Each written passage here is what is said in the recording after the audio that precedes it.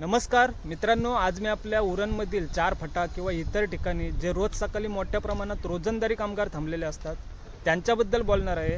त्यात आपले काही स्थानिक महाराष्ट्रीयन कामगार पण असतील। त्यांच्याबद्दल आम्हाला काहीच आक्षेप नाही, ते आपलेच आहेत किंवा जे अनेक वर्षापासून इथं अधिकृतपणे राहत आहेत त्यांच्यावरही मी काही बोलणार नाही। परंतु जे अलीकडेच बाहेरून येऊन वगैरे इथं अनधिकृत झोपडपट्ट्यांमध्ये स्थायिक झाले आहेत, ते कोण आहेत, कुठून आले आहेत, त्यांची नोंद इथं आहे का? उद्या जर यांच्या हातून एखादी अनुचित घटना घडली आणि त्या संबंधित व्यक्तीने इथून पळ काढला तर त्यांची ओळख कशी वाटणार? त्यांना आपण कुठे शोधणार? आज अनेक कामगार परप्रांतातून येऊन इथं बेकायदेशीरपणे झोपडपट्ट्यांमध्ये वगैरे राहत आहेत। त्यांची नोंद ग्रामपंचायत, पंचायत समिती, नगरपालिका, पोलीस स्टेशन किंवा ठेकेदारांकडे आहे का?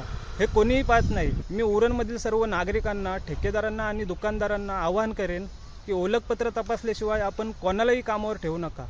आणि हे मी आपल्या सर्वांच्या सुरक्षिततेसाठी बोलत आहे। धन्यवाद। जय हिंद, जय महाराष्ट्र।